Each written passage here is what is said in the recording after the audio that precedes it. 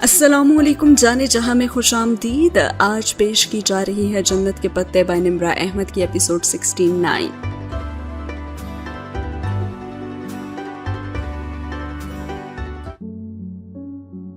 آج کی ایپیسوڈ میں آپ جانیں گے کہ ارم نے آخر ایسا کیوں کیا تھا حیا سلیمان کے ساتھ، اور اس ویڈیو کو جو اس نے ولید کو دیا یا پھر ولید کے ساتھ اس کا کیا تعلق ہے. یہ پوری کہانی آج سنائی جا رہی ہے ناول میں. تو چلیے پڑھتے ہیں ناول کی طرف.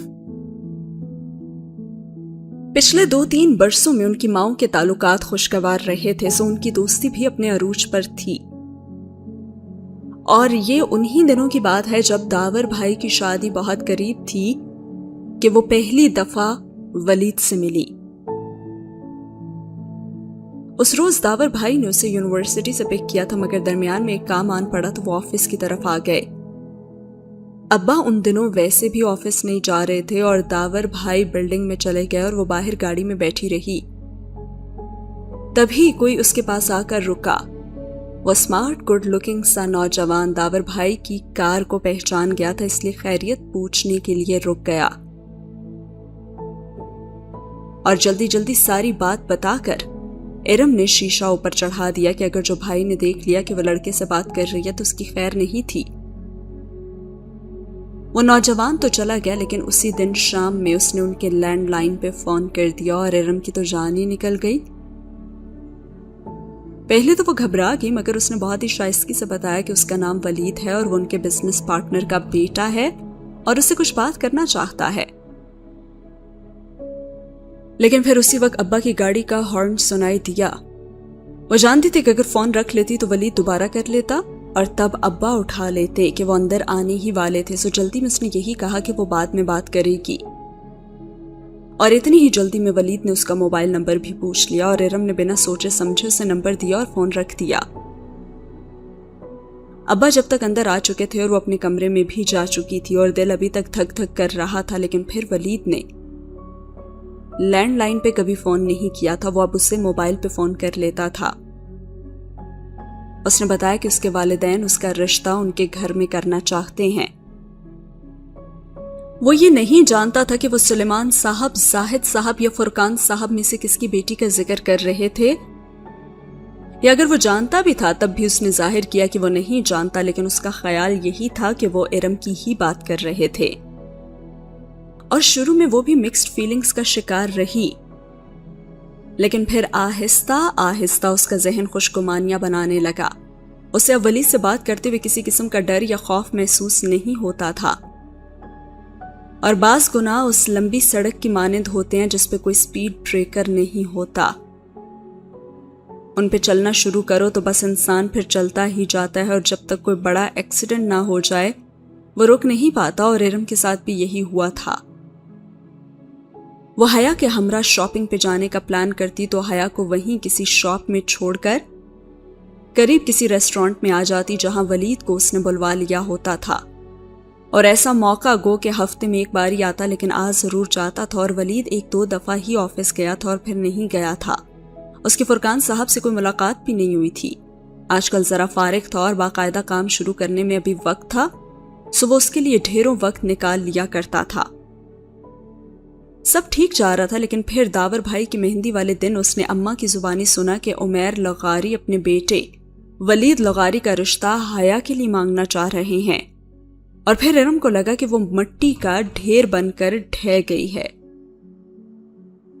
اور اس کے بعد اس کی زندگی عجیب سی ہو گئی تھی. وہ اس کی پہلی محبت تھا، وہ اسے کسی اور کا ہوتے ہوئے نہیں دیکھ سکتی تھی. وہ اس کو حیا سے جتنا برگشتہ کر سکتی تھی اس نے کیا. اس کے نکاح کے بارے میں بھی بتایا، اور بظاہر تو ولید یہی کہتا کہ وہ حیا میں انٹرسٹڈ نہیں ہے.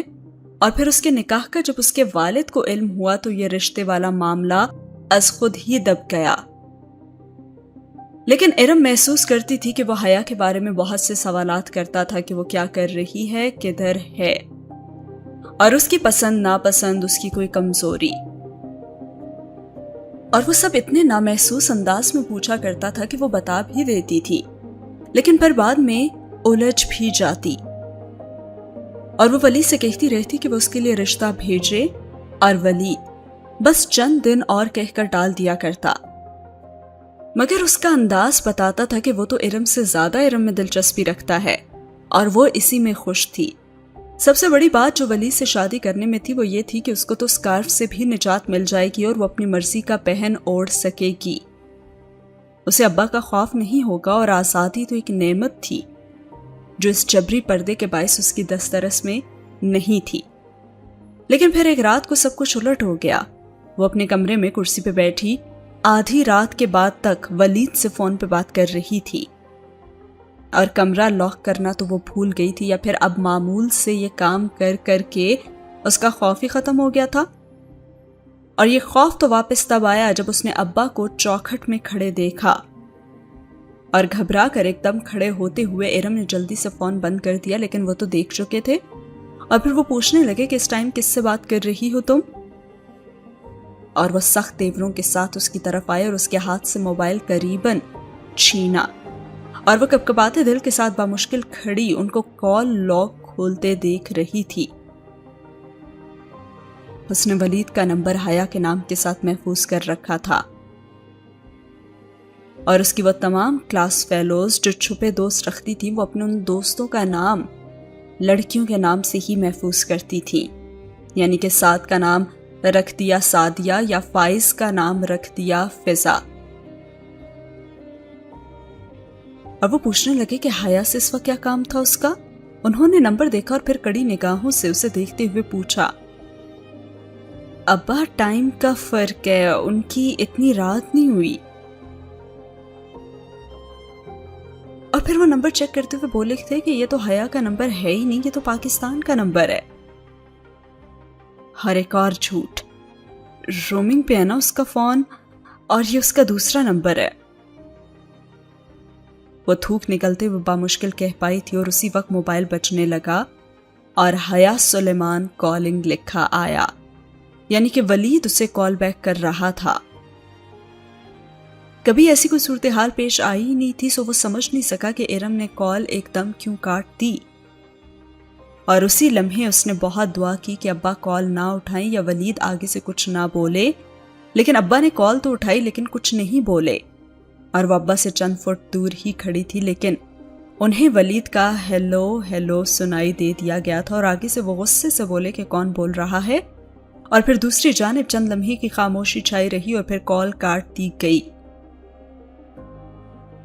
ابا نے شعلہ بار نگاہوں سے اسے دیکھتے ہوئے دوبارہ کال ملائی، لیکن اس کا فون بن جا رہا تھا، اور وہ اس پہ غرائے تھے کہ یہ تو کوئی لڑکا تھا اور تم کہہ رہی ہو کہ یہ حیا کا نمبر ہے۔ اور سائمہ بیگم بھی آواز سن کر ادھر آ گئی تھی اور ارم منمنا رہی تھی، مگر ابا تو اس کی سن ہی نہیں رہے تھے۔ اور پھر والدہ محترمہ آئی اور کہنے لگی کہ اگر حیا کے ساتھ اس وقت کوئی لڑکا تھا تو اس میں ارم کا کیا قصور؟ اماں نے تو بات کو نیا رخ دینے کی کوشش کی، جس میں لمحہ بھر کو تو ابا بھی شبے میں پڑ گئے۔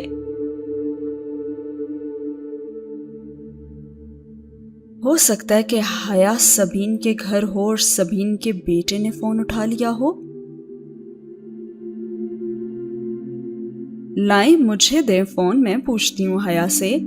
لیکن ابا نے اماں کو فون نہیں دیا تھا اور انہوں نے خود اپنے فون سے حیا کو کال ملائی،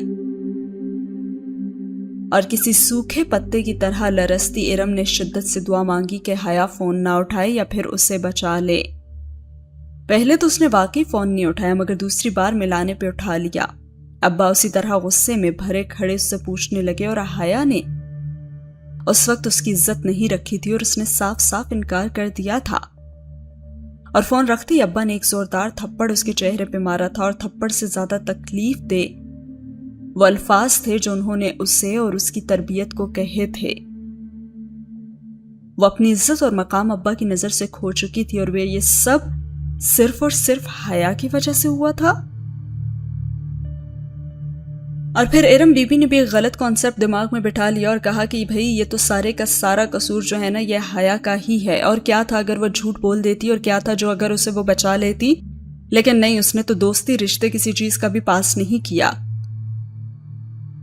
اماں تھیں جو ابا کے سامنے اس کا دفاع کرنے کی کوشش کرتی رہیں، مگر ان کے جاتے ہی وہ بھی پھٹ پڑیں کہ اپنی اولاد کو سب بہت اچھے سے جانتے ہوتے ہیں۔ اور زندگی اس کے بعد بہت تنگ ہو گئی تھی اس کے لیے. اس کا انٹرنیٹ اور موبائل بند ہو گیا تھا اور دوستوں کے گھر جانے یا کہیں باہر جانے پہ بھی پابندی لگ گئی تھی. اٹھتے بیٹھتے ابا کی ناراضگی، بے اعتباری سہنا، سب کچھ بہت تکلیف دہ تھا. اور پھر ولید سے دوری بھی. اس نے بس ایک دفعہ لینڈ لائن سے ولید کے لینڈ لائن پر فون کر کے اسے صورتحال بتا دی تھی کہ پھر وہ دوبارہ بات اس کے بعد نہیں ہو سکی تھی ان کی. اور ولید نے تو وہ نمبر ہی بدل لیا تھا اور اب اس کے پاس صرف اس کا آفیشل نمبر تھا جو ابا کے پاس بھی تھا. وہ اب کسی کے موبائل یا پھر لینڈ لائن سے اسے کال نہیں کر سکتی تھی کہ سب کے موبائلز پوسٹ پیڈ تھے اور ابا سارے بل ایک دفعہ ضرور دیکھتے تھے. البتہ جب حیا اپنی دوست کی ڈیتھ پہ آئی تو کچھ سوچ کر اس نے حیا سے تعلقات بحال کر لیے. وہ حیا کے موبائل سے ولید سے بات کرے گی تو حیا پھنسے گی، وہ نہیں. لیکن جب حیا سب کے سامنے اپنا موبائل واپس لینے آئی اور اس کے جانے کے بعد ابا کی تفتیش اور ڈانٹ کو سہنا اسے پڑا تو اس سب نے تو اسے مزید ڈھیٹ بنا دیا.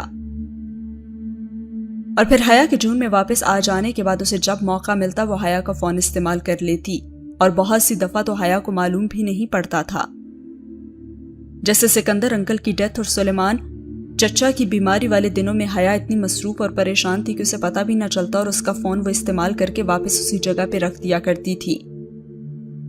اور پھر بھی کبھی کبھی اسے لگتا کہ ولید اس سے بور ہو گیا ہے اور شاید وجہ اس کی منگنی تھی جو کہ زبردستی کی منگنی تھی.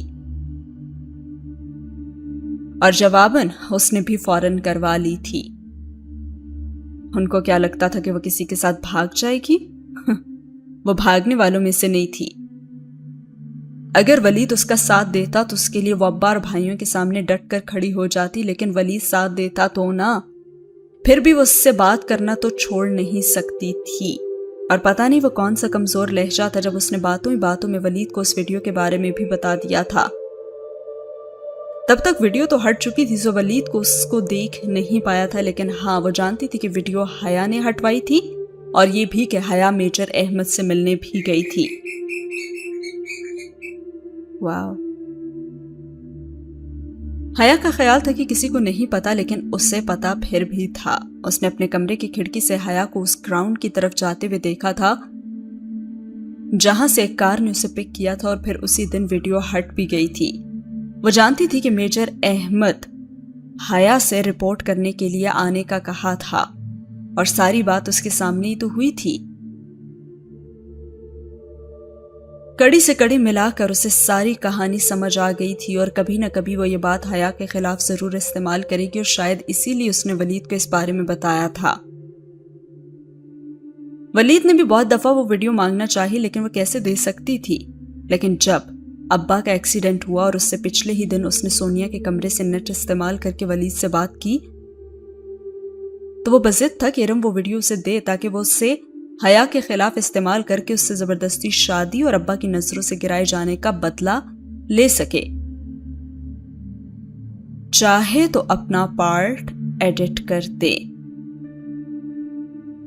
اور اس خیال پہ وہ ایک دم چونکی تھی. ہاں یہ تو ہو سکتا تھا، وہ اپنا پارٹ تو ایڈٹ کر سکتی تھی اور اس کو یہ کام آتے تھے. اپنی تصویر یا ویڈیو وہ ولید کو دینے کا رسک نہیں لے سکتی تھی. ریسٹورانٹس اور دیگر جگہوں پہ اس نے اپنے کیمرے سے اپنی اور ولید کی ڈھیر ساری تصاویر اتاری تھی مگر اس کو کبھی اتارنے نہیں دی تھی اور نہ ہی وہ تصویریں اس کو کبھی بھیجی تھی. وہ تصاویر اس کے لیپ ٹاپ میں ایک پاسورڈ لاکڈ فولڈر میں محفوظ تھیں اور اب بھی اس نے خود کو نکال لیا تھا اور ویڈیو صرف حیا کی رہ گئی تھی اور ارم تو اس میں سے غائب ہو گئی تھی. اور پھر اس نے وہ ویڈیو ولید کو میل کرنے کے بعد اس نے حیا کے ڈرائیور کے فون سے اسے کال کر کے بھی بتا دیا تھا. اس رات ابا کو زخمی حالت میں حیا اور فروخ گھر لائے تھے اور حیا اس سارے قصے کا الزام ولید کے سر پہ رکھ رہی تھی لیکن اسے یقین نہیں آ رہا تھا کہ ولید ایسا کیسے کر سکتا ہے بھلا. نہیں، ہرگز نہیں. اور پھر 2 روز بعد اسے حیا کا فون استعمال کرنے کا موقع ملا اور اس نے ولید کی ٹھیک ٹھاک کلاس لینی چاہی لیکن وہ تو کہہ رہا تھا کہ اس نے کچھ نہیں کیا. اس کی گاڑی تو ساتھ سے گزری تھی. جبکہ فرقان اصغر کو چوٹ گرنے کی وجہ سے آئی تھی اور شاید وہ چکرا کر گرے تھے اور حیا خامخواہ اسے اس معاملے میں گھسیٹ رہی ہے.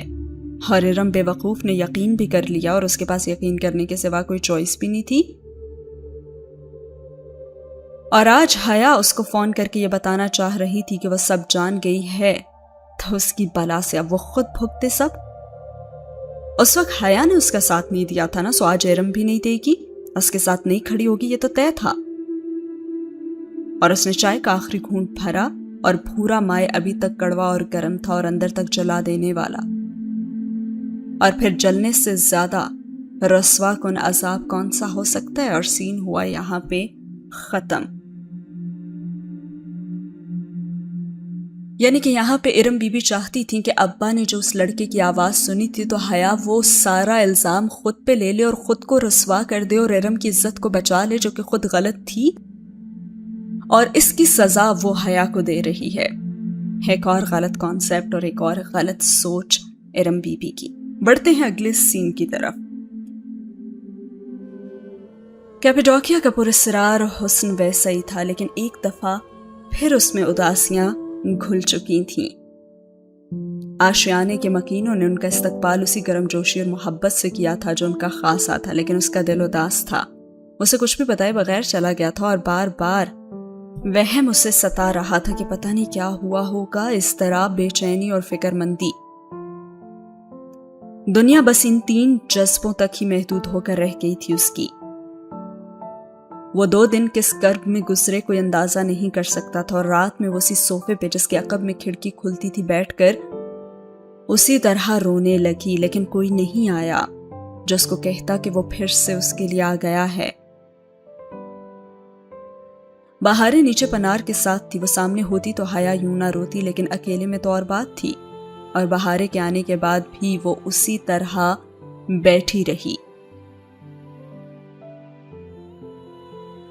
اور جب بیٹھے بیٹھے وہ تھک گئی تو وہیں سو گئی، اور شاید کوئی اسے اٹھائے اور کوئی اس کے سامنے میز پر آ کر بیٹھ جائے اور ہولے سے اس کا شانہ چھو کر اسے آواز دے، لیکن خواب ہر دفعہ تو پورے نہیں ہوتے نا۔ صبح اس کی آنکھ کسی شناسا آواز سے کھلی تھی، اور وہ آواز بہت دیر تک اس کی سماعت میں گونجتی رہی تھی، یہاں تک کہ وہ ایک دم چونک کر اٹھ بیٹھی۔ یہ آواز اتنی مانوس مگر نئی، ارے یہ تو… وہ تیزی سے اٹھ کر صوفے کے پیچھے آئی اور کھڑکی کے سامنے سے پردہ ہٹایا تو کھڑکی کے باہر کسی ہک سے اس کا ونڈ چائم لٹک رہا تھا، اور دور کیپیڈوکیا کے افق پہ طلوع ہوتے سورج کی کرنوں سے اس کی کرسٹل کی پنکھڑیاں سنہری پڑ رہی تھی، جیسے سونے کے پتنگے جھول رہے تھے۔ سٹیل، کانچ اور لکڑی کے ٹکرانے کی آواز اور مانوس سی آواز، اور اس کی آنکھیں بھیگ گئیں۔ بے اختیار اس نے لبوں پہ دونوں ہاتھ رکھ کر جذبات کو قابو کرنا چاہا، لیکن آنسو تو پھر سے ٹوٹ ٹوٹ کر گرنے لگے تھے۔ وہ آس پاس کہیں موجود تھا اس کے، یعنی وہ آ گیا تھا، اور وہ کیپیڈوکیا واپس آ گیا تھا، اور اس طرح سے ونڈ چائم کے ذریعے اس کو اپنی خیریت بتا رہا تھا، یعنی کہ وہ اب اس کی زبان سمجھنے لگی تھی، حیا جہان کی زبان اب سمجھنے لگی تھی۔ دفتن اسے محسوس ہوا کہ ونڈ چائم کی ایک لڑی ساتھ کوئی کاغذ بھی بندھا ہوا ہے، اور فوراً سے اس نے ہاتھ بڑھا کر وہ کاغذ اتارا۔ وہ ایک ٹور گائیڈ کے کسی ٹور کا معلوماتی پرچہ تھا۔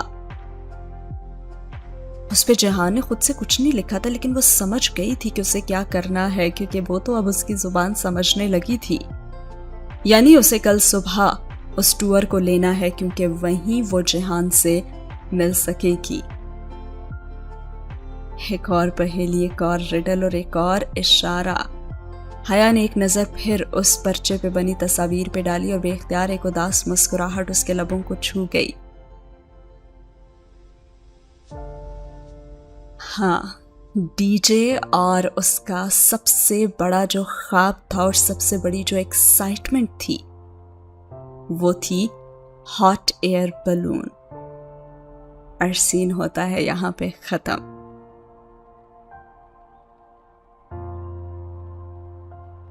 اگلی صبح ابھی سورج نکلا بھی نہیں تھا اور فجر کیپیڈوکیا کے میدانوں پہ قطرہ قطرہ اتر رہی تھی، اور حیا نے کھڑکی کا پردہ ذرا سا سرکا کر دیکھا۔ کیپیڈوکیا کے پہاڑ ابھی تک جامنی اندھیرے میں ڈوبے ہوئے تھے، اور وہ خود بھی ابھی نماز پڑھ کر ہٹی تھی، اور پردہ برابر کر کے اس نے وال کلاک پہ ایک نظر ڈالی تو صبح کے 3:30 تھے۔ बहार ड्रेसिंग टेबल के सामने खड़ी बंद बंद आंखों से खुद को आईने में देखती बाल ब्रश कर रही थी और हया अपने अजरक वाली लंबी कमीज पे अबाया पहन चुकी थी और अब स्याह स्कार्फ चेहरे के गिर लपेट रही थी और ब्रश करते हुए कहने लगी कि हया क्या वो मुझे डांटेगा। ब्रश सिंगार मेज पे रखते हुए बहारे ने बड़ी तशवीश से पूछा। अरे नहीं, मैं हूं ना, कुछ नहीं कहेगा वो। और बहारे ने सर हिलाकर अपनी गुलाबी पर्स से बैंड निकाला और बाल पोनी की तरह समेटे और फिर बैंड लगाने से कबल मुड़कर हया को देखा। अगर मैं बाल ना बांधूं तो क्या तुम आयशा को बताओगी? हो सकता है कि बता दूं। वैसे अगर तुम्हें बाल खोलने ही हैं तो खोल कर उनके ऊपर स्कार्फ ले लो ना। और इस मशवरे पे तो बहारे ने नापसंदीदगी से नाक सिकोड़ी और इससे तो पोनी बेहतर वाली नजरों से हया को देखते हुए बालों को पोनी में जकड़ लिया। तभी फातिह ने बाहर से आवाज लगाई कि आबला वैन आ गई है। हालांकि वो उससे इतनी बड़ी नहीं थी, फिर भी वो उसे आबला कहता था। तुर्क आपा को आबला और भाई को आबी बोलते हैं। हाँ हाँ, हम भी तैयार हैं। वो जल्दी जल्दी नकाब पिनअप करती बहारे का हाथ थामते हुए बाहर निकल आई और आशियाने के बाहर उनको टूर कंपनी की वैन लेने आई थी जिसने उन्हें हॉट एयर बलून की साइट पे पहुंचाना था और सारे इंतजामात मौलूद बे ने ही करवाए थे और यूं उनको डिस्काउंट भी मिल गया था। हॉट एयर बलून फजर के वक्त उड़ा करते थे और 1.5-2 घंटे की फ्लाइट थी, यानी कैपेडोकिया के ऊपर उड़कर वो सारा खित्ता देखकर वापस उतर जाता था। और वैन ने उन्हें बलून साइट पे जब उतारा तो फजर अभी ताज़ा थी। वो एक हाईवे थी और उसके दोनों अतराफ खुला साफ इलाका था, जैसे पाकिस्तान में मोटरवे और उसके आसपास की जगह होती है। सड़क पे उनकी वैन के साथ कतार में 20 वैन्स खड़ी हुई थी और बहुत से सयाह इधर उधर आ जा रहे थे। वो भी बहारे का हाथ थामे सड़क से उतरकर बाईं तरफ के खुले मैदान में आ गई और वहां एक कतार में हॉट एयर बलून जमीन पे रखे हुए थे। यूं कि उनकी टोकरियां सीधी रखी थी, जबकि टोकरी से नथी गुब्बारा बच्चों के प्लास्टिक के नन्हे से बगैर हवा के गुब्बारे की मानिंद एक तरफ ढलका हुआ था और जमीन पे सजदा रेस पड़ा हुआ था और बड़े बड़े गुब्बारे और बड़ी बड़ी टोकरियां थी वहां। और फिर से बहारे का सवालनामा तो शुरू हो गया और कहने लगी कि अब हमने क्या करना है हया? मुझे क्या पता, मैं तो खुद पहली दफा हॉट एयर बलून में बैठने लगी हूं। ओह अच्छा, मैं भी पहली दफा ही बैठूंगी। बहारे चहकी और हया ने चौंक कर उसे देखा। बेख्तियार उसे अपनी और डीजे की पहली फ्लाइट याद आई थी। अब फ्लाइट के उड़ने में वक्त कम रह गया था और वो दोनों गाइड के कहने के मुताबिक अपनी टोकरी में जा बैठी। ये 5 से 7 अफराद की टोकरी थी। अगर खुद अरेंज करती तो 20 अफराद की टोकरी में जगह मिल जाती, मगर मौलूद बे की वजह से खुले खुले सफर करने की ख्वाहिश भी पूरी हो गई थी। टोकरी के ऊपर एक आड़ नुमा छत थी जिसके ऊपर आग जलाने का इंतजाम था। जब आग जलती तो गर्म हवा गुब्बारे में भरती और उसे ऊपर उठाती। फिलवक्त उनका नीला और जर्द गुब्बारा जमीन पे बेजान सा ढलका हुआ पड़ा था। वो देखो, तभी बहारे ने उसकी कोहनी हिलाई और हया ने बेख्तियार उसकी तरफ देखा जहां वो इशारा कर रही थी। हर दूर सयाहों के दरमियान वो चलता हुआ आ रहा था। क्या उकाबी निगाह पाई है बहारे ने, दूर से देख लिया उसे। वही सर पे पी कैप, आंखों पे स्याह ग्लासेस और जरा सी बड़ी हुई शेव। सफेद पूरे आस्तीन की टी शर्ट को कोहनिया तक मोड़े, नीले जीन्स की जेबों में हाथ डाले वह सर झुकाए कदम उठा रहा था। बैग कंधे पे ही था और माथे पे पट्टी नजर नहीं आ रही थी। हफ्ता तो हो ही गया था उसके ऑपरेशन को, तो अब तक तो उसकी पट्टी खुली जानी चाहिए थी।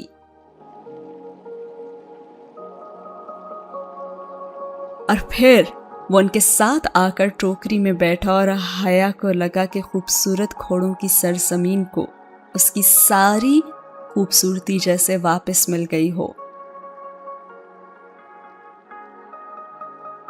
اور وہ جہان کی طرح سامنے سیدھی دیکھتی بہت آہستہ سے اس سے پوچھنے لگی کہ کیسے ہو، اور بہارے ان کے مقابل ہی سر جھکائے بیٹھی تھی اور باقی کے 2 سیاح ابھی ٹوکری میں چڑھ رہے تھے۔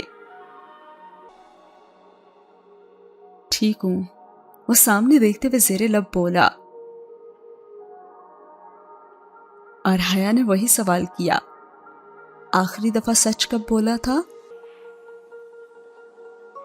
ابھی 10 سیکنڈ پہلے جب میں نے کہا کہ میں ٹھیک ہوں۔ اور حیا نے ذرا سی گردن موڑ کر اسے دیکھا۔ وہ اسی طرح سامنے دیکھتا رہا تھا اور اس کی آنکھ کے قریب انسیژن کا نشان گلاسز کی سائڈ سے صاف نظر آ رہا تھا، اور اس نشان کے سوا پہلے سے وہ بہتر لگ رہا تھا۔ اچھا، تو کیا ہمیں یہ ظاہر کرنا ہوگا کہ ہم تمہیں نہیں جانتے؟ وہ دوبارہ چہرہ سیدھا کیے اسی طرح مدھم سے بولی تھی۔ ہاں، جب تک بلون اوپر نہیں چلا جاتا تب تک۔ اور پائلٹ اب بلون کے اڑنے کا اعلان کر رہا تھا، اور ٹوکری اطراف اور چھت سے تو کھلی تھی سوائے اس چھجے کے جس کے اوپر آگ جلائی جا رہی تھی، اور جیسے جیسے شعلے بڑھتے گئے گرم ہوا اس غبارے تک پہنچنے لگی اور زمین پہ اوندھے منہ گرا غبارہ ہولے ہولے پھڑپھڑانے لگا۔ کیا میں پوچھ سکتی ہوں کہ اس دن تم بغیر بتائے ہاسپٹل سے کیوں چلے گئے تھے؟ نہیں، وہ اتنی قطعیت سے بولا کہ وہ بالکل چپ ہو گئی۔ گرم ہوا اب ڈھلکے ہوئے غبارے کو اٹھانے کی کوشش کر رہی تھی، اور جیسے جیسے ہوا کا زور بڑھتا گیا غبارہ ذرا پھول کر سیدھا ہونے لگا، اور گرم ہوا ٹوکری کے اندر بیٹھے سیاحوں کو نہیں چھو رہی تھی۔ ان کے لیے تو فجر کی تازہ ٹھنڈی ہوا ہر سو چل رہی تھی۔ ان گزرے 2 دنوں میں جب وہ اس کے ساتھ نہیں تھی، اسے بہت سی باتوں کا خیال آیا تھا جو وہ ہسپتال میں نہیں پوچھ سکی تھی، اور معلوم نہیں کہ یہ سوالات اس وقت کیوں یاد آتے ہیں جب وہ ساتھ نہیں ہوتا۔ اور پھر وہ اس سے پوچھنے لگی کہ کیا ایک بات پوچھوں؟ چند لمحے گزرے تو اس نے پھر سے سلسلہ کلام جوڑا، اور بہارے اب سر جھکائے اپنے گلابی پرس سے کچھ تلاش کر رہی تھی۔ ہاں، غبارہ اب ہوا سے پھول کر عین ان کے سروں پہ ٹوکری کے اوپر بالکل سیدھا اور آسمان کی جانب رخ کیے کھڑا ہو چکا تھا، اور اعلان کرنے والا اب ان کو سفر کی مزید تفصیلات سمجھا رہا تھا جس میں سے کوئی دلچسپی نہیں تھی۔ تم نے روہیل سے پیسے کیوں منگوائے تھے؟ اب تک تو وہی اسے وضاحتیں دیتی آئی تھی، لیکن آج تو جیہان کی ہی باری تھی۔ بس کچھ اکاؤنٹس کا مسئلہ تھا، میں نکلوا نہیں سکتا تھا، سو روہیل سے لیے تھے اور پھر واپس بھی بھیجوا دیے تھے میں نے۔ ایک اور بات بھی بتاؤ، کیا تمہیں واقعی میرا نقاب کرنا برا لگتا ہے؟ میں نے کب کہا کہ برا لگتا ہے؟ وہ دونوں بہت ہی دھیمی آواز میں باتیں کر رہے تھے، اور غبارہ گرم ہوا سے بھر چکا تھا، اور اتنا زیادہ کہ وہ زور لگا کر اب ٹوکری کو ہوا میں اٹھانے لگا تھا، اور جیسے ہی ٹوکری اوپر اٹھی اندر بیٹھے سیاحوں میں شور مچا، جوش، خوشی، چہک۔ لیکن بہارے گل اسی طرح اپنے پرس سے کوئی ایسی شے تلاش کر رہی تھی جو وہ ڈھونڈنا ہی نہیں چاہتی تھی۔ وہ تو شاید خود کو ایسے مصروف ہی دکھانا چاہتی تھی۔ وہ کیا ہے؟ Same busy do nothing. اور پھر اس کے جواب میں جیہان کہنے لگا کہ میں نے تو یوں ہی ایک بات پوچھی تھی، اگر مجھے پتا ہوتا کہ ارم سن رہی ہے تو میں ایسا کبھی نہ کرتا۔ اچھا، اور تم نے مجھے برگر کنگ میں اس لیے بلایا تھا تاکہ میں تمہیں پاشا بے کے ساتھ دیکھ لوں؟ ہاں، مگر میں چاہتا تھا کہ تم میرا مسئلہ سمجھو، نہ کہ مجھے برا بھلا سمجھو۔ مگر تم کسی کو جہنم میں بھیجتے ہوئے کہاں کسی کی سنتی ہو؟ وہ سن گلاسز اتار کر سامنے شرٹ کے گریبان پہ اٹکاتے ہوئے بولا تھا، اور حیا نے خفگی سے سر جھٹکا۔ بس ایک بات میری پکڑ لی تھی اس نے، اور اب ساری زندگی نہ اسے دہراتا رہے گا۔ ٹوکری اب ہوا میں 4-5 فٹ اوپر اٹھ چکی تھی، اور پائلٹ اپنے پروگرام کے مطابق اب بھی کم اونچائی پہ فضا میں بیلون گویا تیرا رہا تھا۔ پھر کافی دیر بعد اس نے آہستہ آہستہ بلون اوپر اٹھانا تھا، اور پھر باری آئی بہار گل کی، جو کہ سر نیچے کیے اپنے زنبیل والے بیگ میں سے کچھ ایسا ڈھونڈ رہی تھی جسے وہ ڈھونڈنا چاہتی نہیں تھی۔ کہنے لگا، بہار گل۔ وہ اب سرد لہجے میں پکارتا اس کی طرف متوجہ ہوا، اور بہارے نے سر اٹھایا اور پھر تھوک نکلا۔ کیا میں پوچھ سکتا ہوں کہ تم نے میری بات کیوں نہیں مانی؟ اور وہ منہ بسورے ہوئے بولی، میں نے کیا کیا ہے؟ تم حیا کے ساتھ کیوں آئی ہو؟ حیا اور میں تو کیپیڈوکیا دیکھنے آئے ہیں، ہمیں تو پتا بھی نہیں تھا کہ تم بھی ادھر ہو۔ کیا تم ہمارے لیے ادھر آئے ہو؟ کہہ کر اس نے تائیدی نگاہوں سے حیا کو دیکھا، جس نے اسبات میں سر ہلایا، اور صبح ہی حیا نے اسے یہ بیان رٹوایا تھا۔ تم ہمیشہ میرے لیے مسئلے کھڑی کرتی ہو، تمہیں اندازہ ہے کہ تمہاری بہن کتنی پریشان ہے؟ برہمی سے اسے جھڑکتا وہ جہان نہیں عبد الرحمن ہی لگ رہا تھا، یا پھر شاید ترکی میں پہلے دنوں کا جہان۔ اگر تم نے مجھے ڈانٹا نہ تو میں ٹوکری سے نیچے کود جاؤں گی۔ وہ ناراضی سے ایک دم بولی تو حیا کا تو گویا سانس ہی رک گیا۔ بہارے، اس نے اسے منع کرنا چاہا، مگر ہاں یہ تو بہت اچھا ہوگا، شاباش کودو، میں انتظار کر رہا ہوں۔ اور وہ ٹیک لگا کر بیٹھا اور کلائی پہ بندی کھڑی دیکھ رہا تھا، اور بہارے خفا خفا سی کھڑی ہوئی اور ٹوکری کی منڈیر پہ دونوں ہاتھ رکھ کر نیچے جھانکا، اور پھر مڑ کر ان دونوں کو دیکھا۔ جہان مت کرو، اس کا دل جیسے کانپ اٹھا تھا اور وہ اٹھنے لگی، لیکن جہان نے ہاتھ اٹھا کر اسے روکا۔ تم درمیان میں مت بولو۔ ہاں تو بہارے خانم، میں انتظار کر رہا ہوں، جلدی کودو نا، میرا وقت ضائع نہ کرو۔ اور ان کی طرف دوسرے سیاح تو قطعاً متوجہ نہ تھے، اور وہ اپنی تصاویر میں مشغول تھے۔ بہارے منڈیر پہ ہاتھ رکھے رکھے جھکی زمین کو دیکھتے رہی، جو کہ 6-7 فٹ دور تھی، اور پھر ایک دم دھپ سے آ کر واپس بیٹھ گئی۔ وہ کہنے لگی، عائشہ گل کہتی ہے خودکشی حرام ہوتی ہے۔ منہ پھلائے وہ خفا خفا سی بولی تھی، اور حیا کی تو اٹکی ہوئی سانس بے اختیار بحال ہوئی۔ یہ چھوٹی بلی بھی نا۔ اور جہان نے سر جھٹکا اور کہا، میں تمہیں بہت اچھی طرح سے جانتا ہوں، اور پھر گردن پھیر کر ٹوکری سے باہر دیکھنے لگا۔ تحد نگاہ کیپیڈوکیا کی چاند سی سرزمین دکھائی دے رہی تھی، اور پہاڑ اور خاکی میدان اور عجیب و غریب ساخت کے نمونے، جن کا بیان الفاظ میں ناممکن تھا۔ غبارہ اب درختوں کی ایک قطار کے ساتھ فضا میں تیر رہا تھا، اور درختوں کے سر اور ٹوکری کی منڈیر برابر سطح پہ تھے۔ وہ خوبانی کے درخت تھے، پھلوں کے بوٹ سے لدی شاخیں اور پکی خوبانی کی رسیلی مہک۔ اور وہ فوراً چھوٹی بلی کہنے لگی، کیا ہم یہ توڑ سکتے ہیں؟ چھوٹی بلی کو تو جیسے اپنی ساری ناراضگی ہی بھول گئی تھی، اور حیا نے قطعیت سے نفی میں سر ہلایا اور کہا، نہیں۔ لیکن اس کے برعکس جہان کہنے لگا، ہاں۔ جہان کہتے ہوئے کھڑا ہوا اور منڈیر پہ جھک کر قریب سے گزرتے درخت کی ایک ٹہنی کو ہاتھ بڑھا کر پکڑا۔ یہ مہمان نوازی کے درخت ہیں، اور ادھر بلون اسی لیے توڑایا جا رہا ہے تاکہ تم ان کو توڑ سکو۔ اور حیران سی حیا کو وضاحت دیتے ہوئے اس نے خوبانی کھینچ کر توڑی۔ پھل شاخ سے الگ ہوا تو شاخ فضا میں جھول کر رہ گئی۔ اب بلون آہستہ آہستہ اسی طرح ہوا میں تیرتا جا رہا تھا، اور دنیا جیسے ٹرانسفارم ہو کر ہیری پوٹر کی کتابوں میں جا پہنچی تھی۔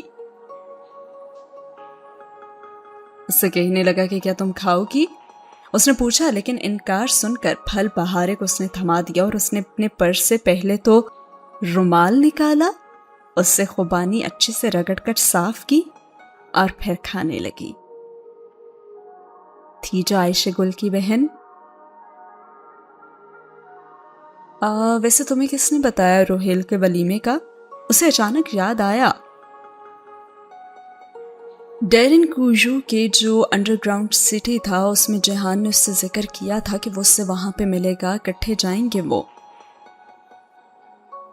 اور جواباً وہ کہنے لگا کہ جب تم اس سے فون پہ بات کر رہی تھی تو میں وہیں تھا، اور میرا خیال ہے کہ وہ واپس آ چکا ہے اپنی بیوی کو لے کر۔ کہنے کے ساتھ اس نے آئی بروز سوالیہ انداز میں اٹھائی اور حیا نے اسے دیکھتے ہوئے اس بات میں سر ہلا دیا۔ اس کی آنکھ کے قریب لگا نشان دیکھ کر اسے تکلیف ہوتی تھی۔ ہم روہیل کے ولیمے تک تو واپس پہنچ جائیں گے نا جیہان؟ ہاں شور، بس 2 دن مزید لگیں گے کیپیڈوکیا میں، اور پھر مجھے یہاں سے جانا ہے۔ اور غبارہ اپنے پنجوں میں ٹوکری کو اٹھائے اب اوپر اٹھتا جا رہا تھا، اور دور صبح کی سفیدی آسمان پہ پگھلنے لگی تھی اور درخت نیچے رہ گئے تھے۔ اچھا تو پھر کہاں جاؤ گے؟ یہاں سے انقرہ، اور پھر وہاں ایک کام ہے، پھر وہاں سے ایک چھوٹا سا گاؤں ہے ترکی کے بارڈر پہ، ادھر جانا ہے، اور پھر ادھر سے شام۔ تو تم انقرہ سے ڈائریکٹ شام چلے جاؤ نا؟ انقرہ اور شام کا بارڈر نہیں ملتا حیا۔ لیکن تم بارڈر سے جاؤ گی کیوں؟ ایئرپورٹ سے چلے جاؤ نا۔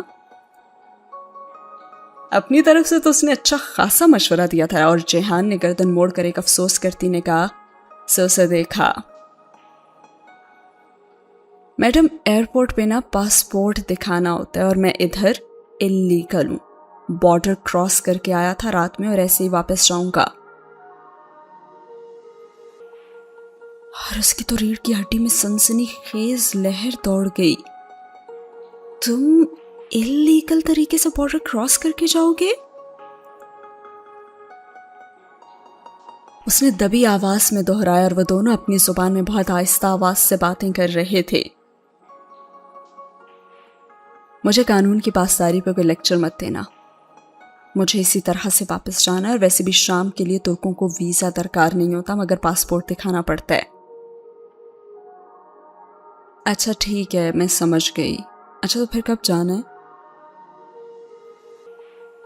ابھی نہیں، کل بتاؤں گا۔ اور پھر دور نیچے زمین بہت چھوٹی نظر آ رہی تھی۔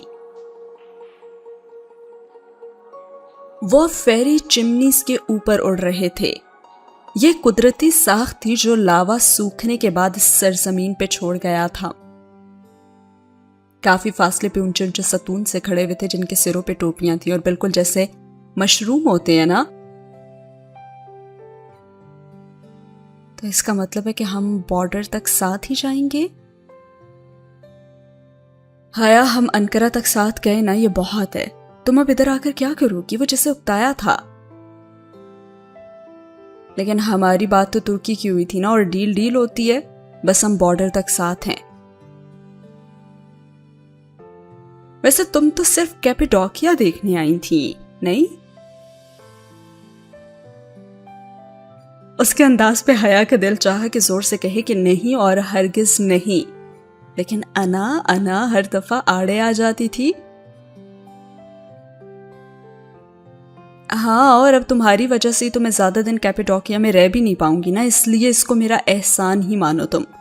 وہ بے نیازی سے شانے اچکا کر بولی۔ ہاں، میں نے یقین کر لیا۔ ویسے اب اس جگہ کو دیکھ کر بتاؤ، دنیا کا سب سے خوبصورت شہر کون سا ہے؟ اسلام آباد آف کورس، اور وہ مسکرا کر بولی تھی۔ اور تبھی بہار اس سے کہنے لگی کہ تم دونوں کیا باتیں کر رہے ہو؟ بہار یقیناً ان سے بور ہو کر پنار کو مس کرنے لگی تھی۔ انسان کا نا ازل سے ابد تک کا مسئلہ، اپنی تعریف کروانے والے اسے ہمیشہ ہی اچھے لگتے ہیں۔ میں آتا ہوں تمہاری طرف۔ اور پھر وہ حیا کی طرف مڑا۔ اس سے کچھ بھی مت بتانا، غلطی سے بھی نہیں، صحیح ہے؟ فکر نہ کرو، مجھے راز رکھنے آتے ہیں جہان۔ اور جہان نے ایک نظر اس کو دیکھتے ہوئے تائیدی انداز میں سر ہلایا۔ وہ ایک نظر بہت اپنی اپنی سی تھی، جیسے وہ دونوں شریک راز تھے، اپنے تھے، رازوں کی اپنائیت، اور اسے بہت اچھا لگا تھا۔ تمہیں لگتا ہے نا کہ میں بہت کم عقل ہوں؟ وہ اسی خوشگوار موڈ میں کہنے لگی۔ اور تمہیں یہی لگتا ہے کہ میں تمہاری باتیں سمجھ نہیں سکتی؟ مگر یو نو واٹ جہان، اصل میں تم ماننا ہی نہیں چاہتے کہ تمہاری بیوی تم سے زیادہ سمارٹ ہو سکتی ہے۔ ہر روانی میں تمہاری بیوی کب اس کے لبوں سے نکلا اسے پتہ بھی نہیں چلا۔ اور جہان اس سارے معاملے میں پہلی دفعہ مسکرایا تھا۔ میری بیوی نا جتنی بھی سمارٹ ہو، مجھ سے 2 قدم ہمیشہ پیچھے ہی رہے گی۔ خیر ویسے آپ کا پاؤں کیسا ہے؟ میرے پاؤں کو کیا ہوا ہے؟ بالکل ٹھیک تو ہے، اس نے شانے اچکا کر کہا۔ اس کا پاؤں اتنا ہی درد کرتا تھا جتنا پہلے دن کیا تھا، لیکن وہ ظاہر ہونے دے یہ تو ہو نہیں سکتا تھا۔ اور جہان نے مسکرا کر سر جھٹکا اور اٹھ کر بہارے کے ساتھ خالی جگہ پہ جا کر بیٹھ گیا۔ جہان دیکھو، اس سے مت ڈانٹنا، میں اسے لے کر آئی ہوں، اور پھر حیا، تمہیں معلوم ہے کہ تم مجھے کب بہت اچھی لگتی ہو؟ وہ جو بولے جا رہی تھی ایک دم رکی اور آنکھیں ذرا حیرت سے پھیلی۔ کب؟ جب تم خاموش رہتی ہو۔ سلو کلیپس پر حیا۔ یہ دوسری بار ہوا ہے نا کہ جہان نے حیا کی میٹھی میٹھی سی کی ہے۔ جب پہلی بار اس نے کہا تھا کہ مجھے کاٹن لا کر دو کیونکہ میں تمہاری باتیں نہیں سن سکتا، اور اب جب تم مجھے پتہ ہے کب اچھی لگتی ہو؟ جب تم خاموش رہتی ہو۔ جہان از آن فائر۔ اور اس کے بعد اس کی اور بہاری کی کیا گفتگو ہوئی یہ ہم جانیں گے آنے والی ایپیسوڈ میں۔ اور کیپیڈوکیا کی سیر کر رہے ہیں جہان اور حیا، اور ہم یہاں پہ گھروں میں بیٹھے ہوئے ہیں لاک ڈاؤن میں۔ سیڈ۔ خیر ویڈیو اچھی لگی تو لائک کرنا نہ بھولیے گا، چینل کو سبسکرائب کرنا بھی۔ اور اگر آپ کو یہ ڈائلاگ واقعی اچھا لگا ہے کہ تمہیں یہی لگتا ہے کہ میں تمہاری باتیں سمجھ نہیں سکتی، مگر یو نو واٹ جہان، اصل میں تم ماننے ہی نہیں چاہتے کہ تمہاری بیوی تم سے زیادہ سمارٹ ہو سکتی ہے۔ اور جواباً وہ کہنے لگا کہ جتنی بھی سمارٹ ہو لے 2 قدم تو ہمیشہ پیچھے ہی رہے گی۔ اور اس بات سے مجھے لگتا ہے کہ مجھے بھی ایگری کرنا پڑے گا، کیونکہ حیا تو اب جہان جتنی سمارٹ ہونے سے تو رہی، کیونکہ آپ لوگ بھی جانتے ہیں۔ لیکن خیر یہاں پہ یہ جو ننھی سی بلی بیٹھی ہوئی ہے نا، یہ چھوٹی سی بلی، جانے کیوں مجھے خطرے کی گھنٹی یہاں پہ بجتی ہوئی محسوس ہو رہی ہے۔ یا تو یہ ریکارڈنگ کر رہی ہے، یا پھر یہ انفارمیشن کسی تک پہنچا رہی ہے، وہ لوگ جن کو اردو سمجھ میں آتی ہے، یا پھر اس کے پاس جو فون ہے ہو سکتا ہے اس میں اس نے کوئی ریکارڈنگ کی ہو، یا پھر غلطی سے عائشہ نے اسے کوئی ایسا کام کہا ہو جو کہ بہارے کو جان بوجھ کے جاسوسی نہ لگا ہو، لیکن somehow وہ ان لوگوں کی جاسوسی یا ان لوگوں کی باتیں ان تک پہنچا رہی ہو۔ بہارے بھی تو بہت جلدی باتوں میں آ جاتی ہے نا، کہیں نہ کہیں کوئی نہ کوئی گڑبڑ ضرور ہے۔ کیا لگتا ہے آپ لوگوں کو؟ بتائیے گا کامنٹ سیکشن میں۔ اللہ حافظ۔